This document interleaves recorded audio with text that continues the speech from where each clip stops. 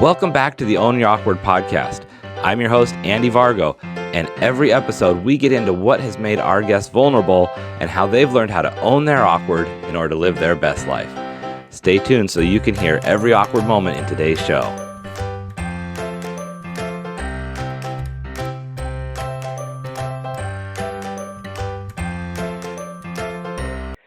Hey everyone, welcome back to the Own Your Awkward podcast. I'm your host, Andy Vargo, and today we have a very special guest, an author and a podcast host, Karen Briscoe. Karen, how are you doing today?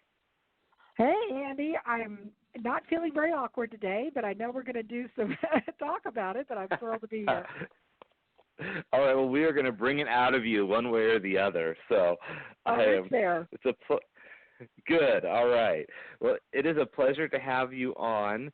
You've written several books, and you have your podcast, which is all about getting successful in 5 minutes a day. So you have a lot going on. It's just a pleasure to have you on here. Well, and a topic, actually, I was being facetious. I really think it is very impactful because I think when we recognize those points in our life, often that's where the pivot happens, where the magic happens, where the transformation happens. So I think this is going to be a great conversation. Oh, definitely. I know for myself that's been true, and I seem to hear that resonate with a lot of guests, that was the moment when they actually started to make changes in their life, when they accepted or dealt with that thing that they didn't feel like they could overcome.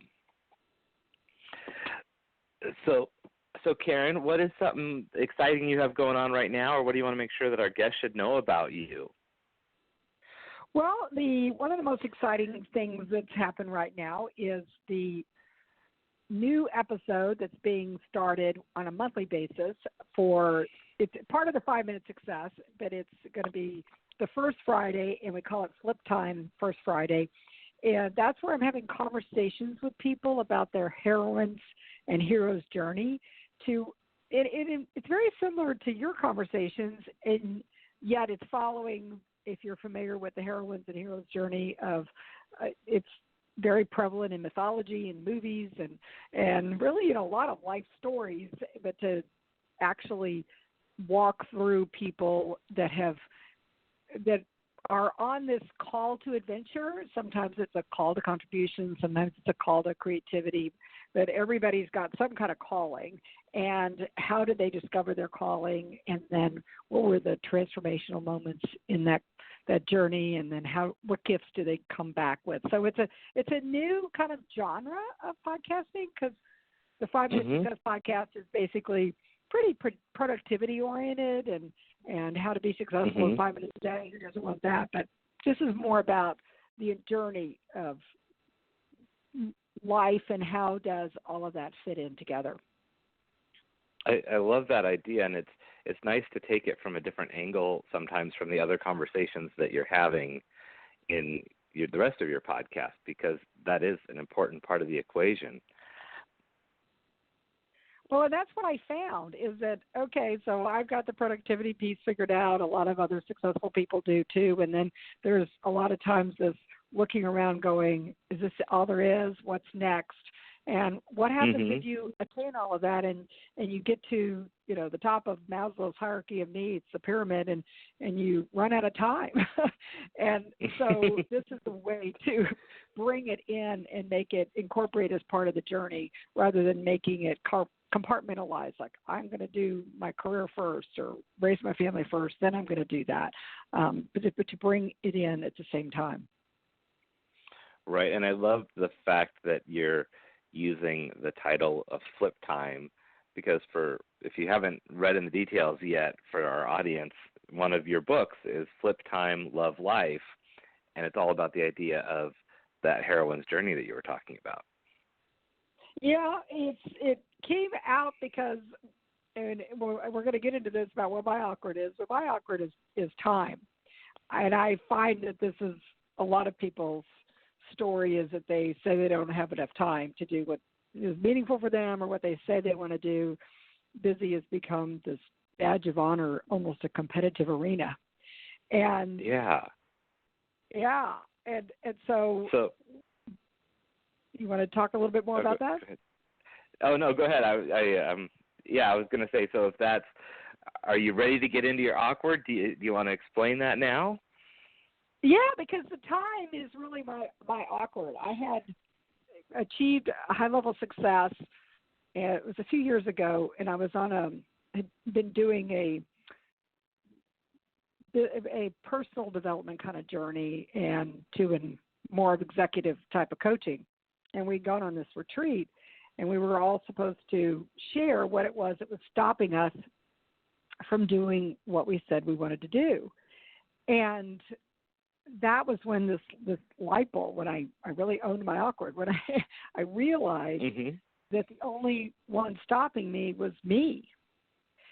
And I used the excuse of not enough time.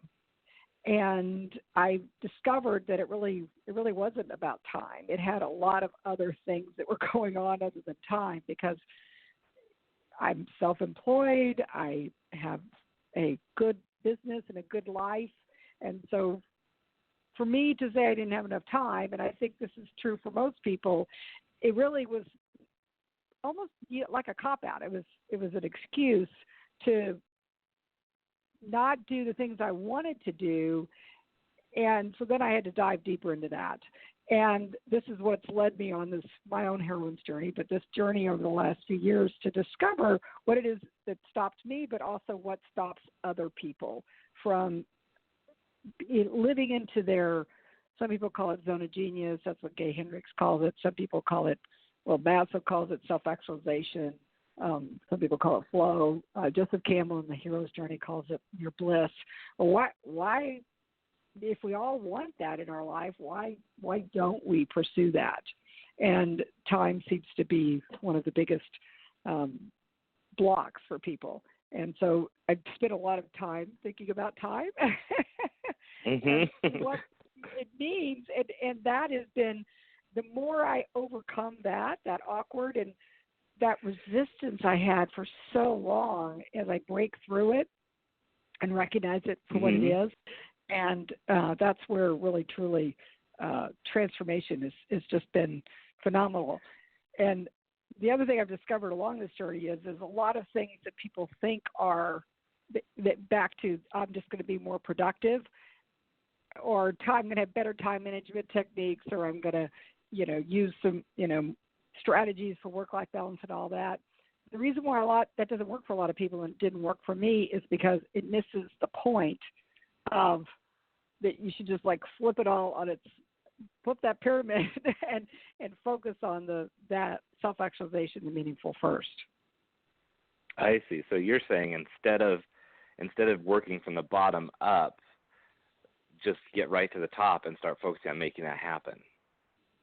And what I found for myself and other people, Andy, is that it is counterintuitive, because you have to really think about it in the sense that if you're living your authentic self and you're living what you're called to do, your calling, whatever that calling is, if you're living that, then you're going to have everything else that's in that pyramid. You're going to have higher self-esteem because you're going to feel better about yourself. You're going to have better relationships because everybody's going to enjoy being around you more because you're more right. You're being your truest self, your you as you, and then I found I'm more productive because I am now, living at my highest and best self. I'm energized to do those things, and then your physical self, your safety. What's more secure than knowing that you're doing what you're called to do, right? So everything else gets better. So that's why it's the flipping. It's why it's, to me, the productivity hacks really ultimately don't work, because it's missing the point. And the point is, the more you put into your life this meaningful work or meaningful, then everything else gets better. No, that's such a beautiful idea, because honestly, all of those things hold us back from achieving that if we don't have the self-confidence and we don't have the good relationships. And so that holds us back from getting to that top of the pyramid we're trying to get to. Yet, if you just get that first and understand it, that's going to help you achieve the basic needs, the food and shelter and all that stuff. That it really does make sense when you step back and think about it from a different angle. But I think that fear can really hold people back from making that leap. Absolutely. And so then that's where, how do you break through those resistance? How do you break through those, because you're outside your comfort zone, right? I mean, that's the whole classic heroes and heroines journey, is getting outside your comfort zone. You're going on an adventure. If you were doing what you've always done, then that would feel very comfortable, right? But the idea is you need to do things. Right. I need to do things that are outside what that area in order to actually have transformation take place. Right. Now, to get back to your awkward of time, when you're on this retreat and you realize that time has been holding you back, but in a lot of ways you've been using the excuse of not enough time to just say that you can't get things done, was it that you honestly didn't have enough time, or that you weren't using your time correctly, or where did you do for your next step? How did you get through that breakthrough when you went back to leaving that retreat and stepping into what you were going to do next? Well, that's the crazy thing, is that in this time journey I've been on, I've learned a lot about time and the aspect of it that it's relative. Okay, so time. This is Einstein's theory, and I found true to me, is that when you're doing something you don't enjoy doing and you don't want to do, like, let's use some examples like traffic or in a boring meeting, time stands still, right? When you are doing something that is you love or you're passionate about or you're with people you love, time flies by, right? Yeah.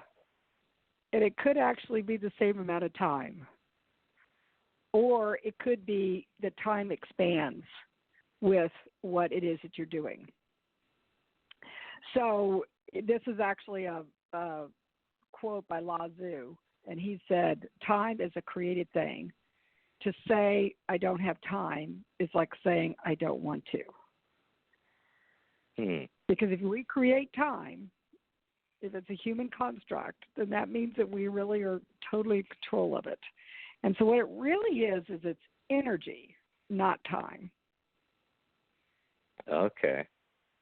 Okay, so energy is what? So focusing on what is energy producing. So I used what is a classic time hack, and that is I put that first thing in the morning. And I am not a morning person, so I'm here with all you non-morning people to say, but I'm not a morning person. But I finally said, if I'm going to be true to myself and I'm going to do what I say I want to do, that I'm going to have to do something different.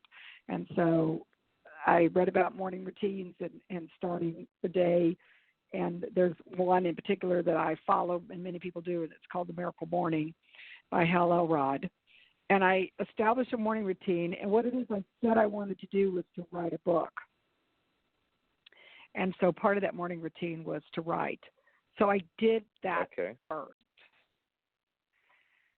And the aspects of the morning routine include what is many people incorporate for high energy, high productivity, setting your intentions for your day.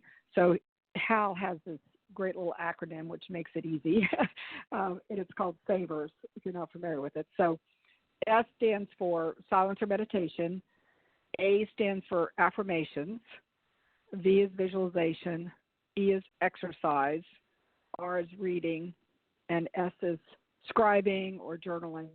The reason why it's called scribing because it works with the acronym to help make it easy to remember. And you could do it as short as 1 minute each. I mean, some people invest in more time. They block off longer to do it, but the point is not the amount of time. The point is to invest in self first and meaningful things first. And then that creates the energy for the rest of the day. Okay. And so then you've basically set the pace or the tone for your entire day. yes, and so there's other great things that I can share on how to make this flipping this pyramid, and that was the other one that came about was the 5-minute success. And so that came about because I had so many people tell me they didn't have time for their personal and business development. And so I was like, well, do you have 5 minutes a day? And it's actually been proven that starting small and building up is really impactful for habit formation. And habit formation is beneficial because willpower is I don't know if you've discovered this yourself, but it can be a very finite or a power or an energy that wanes during the day. So, definitely. Yes, okay, you've had that experience, so you know what I'm talking about. So relying on willpower to make change in your life oftentimes backfires because it's not always naturally going to be there. Yes, and the resistance is really strong to make change, right? I mean, the desire to change back is really strong because that's where your comfort zone is, right? You're trying to break into areas that are outside your comfort zone. So that's why creating habits has been really found to be powerful for instituting change. Because even when we say we want to do something and we know how to do it and we know what to do and we maybe even are inspired to do it, but we often, I mean, just think about all the people who start a Whole30 diet or, get a Peloton or whatever. I mean, the whole New Year's resolution thing, right? The reason why it is challenging is because it's easier to go back and, like my coach says, redecorate hell than it is to power through. Right, than to actually move. Yeah. So that's why the 5-minute success principles came about, and that is to do something every day, very small. And then what can happen is it has several different possibilities. Many times people start to experience the benefit of it and they want to do more.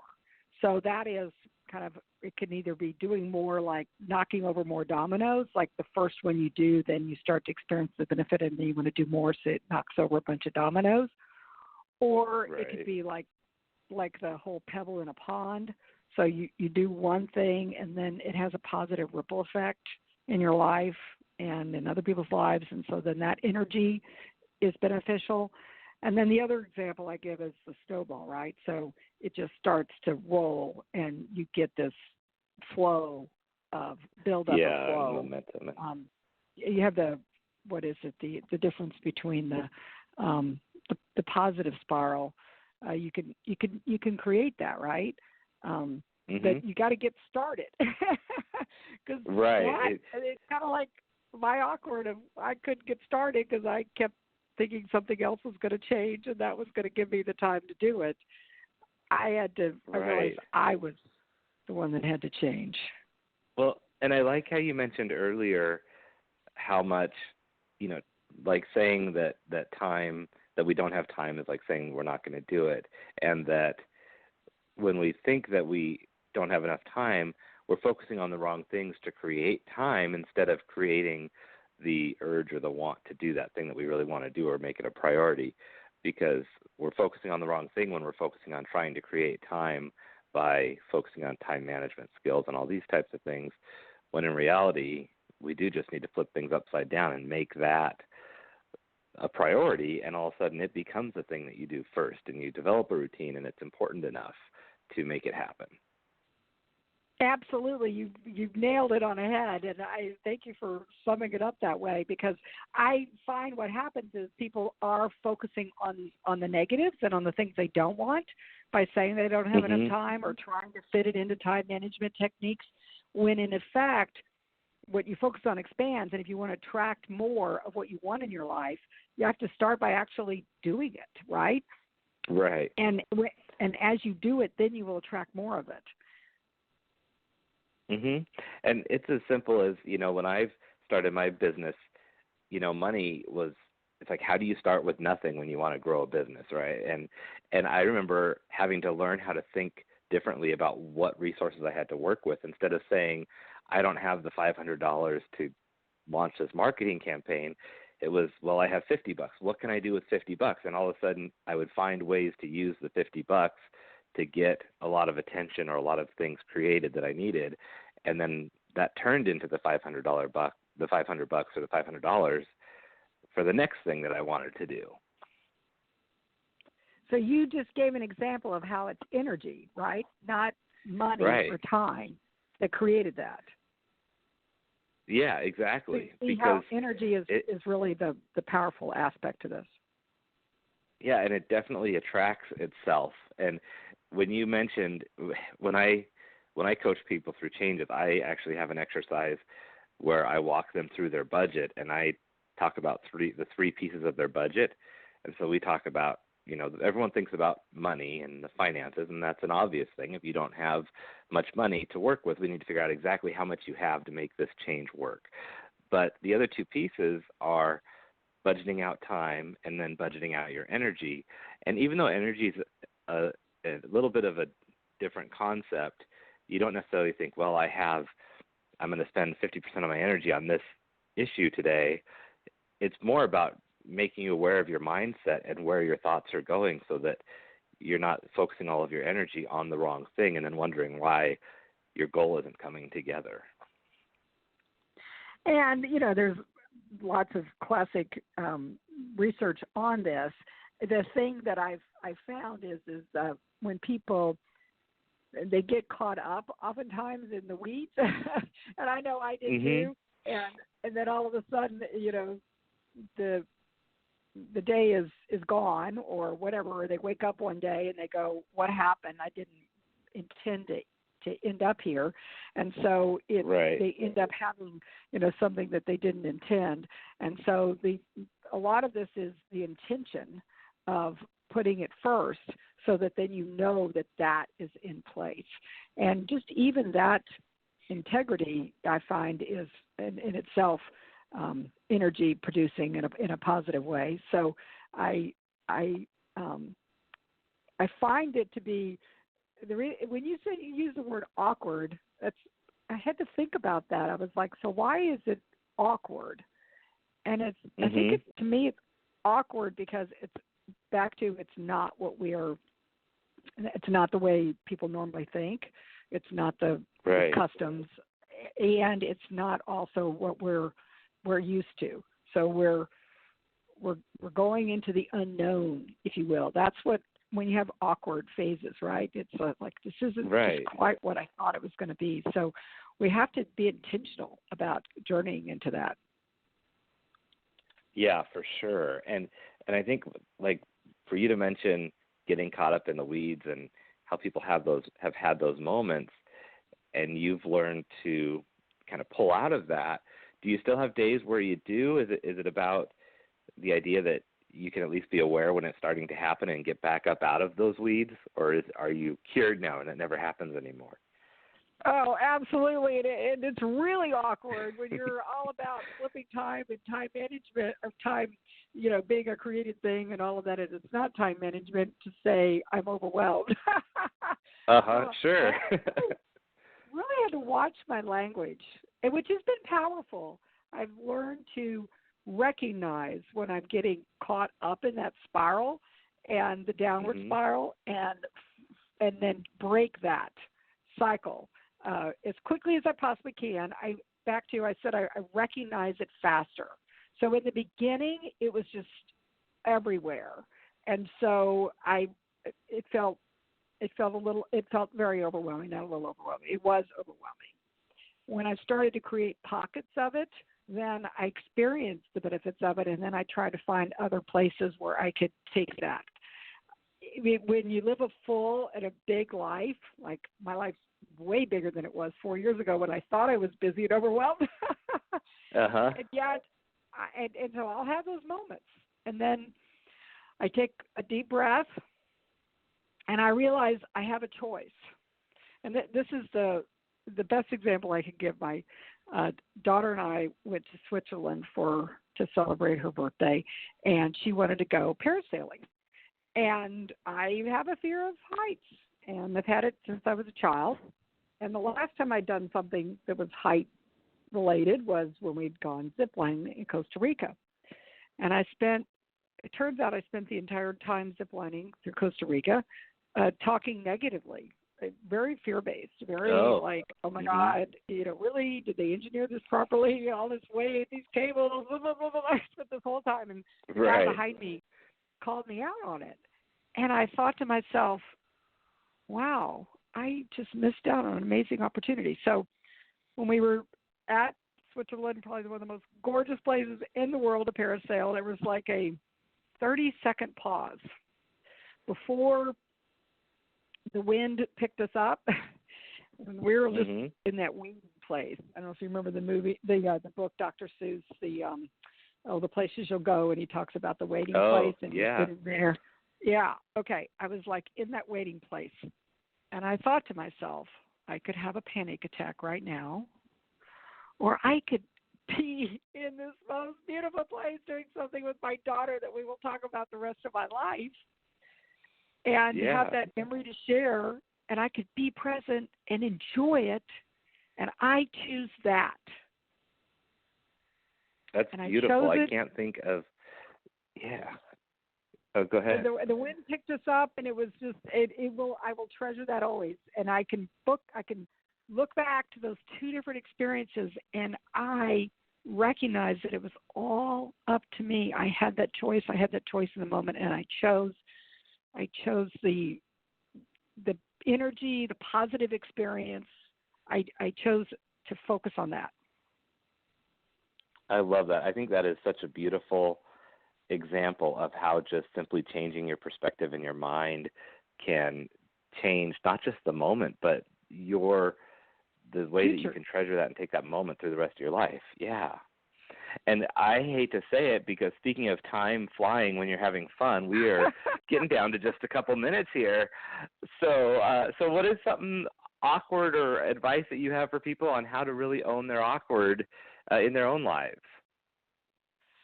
So you just, in that example we just gave, I want to share this quote by Wayne Dyer because this is something that I think that is really powerful, and that is, change the way you look at things, and the things you look at change. So those awkward moments, change the way you look at it, because then the way you look at it will change. That is so powerful, because just from, we don't realize sometimes the power we have to change the world from something as simple as that. It's like, walk around the corner and look from a different angle. Do that with your mind, and all of a sudden something negative might become something beautiful. Yes, that is what I would love to leave with your community here, Andy.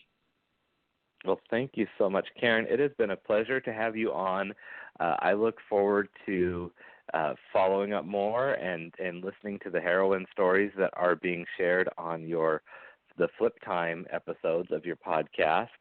That we will have links to all of Karen's social media and website so that you guys can check those out as well and follow her and give her some love on social media.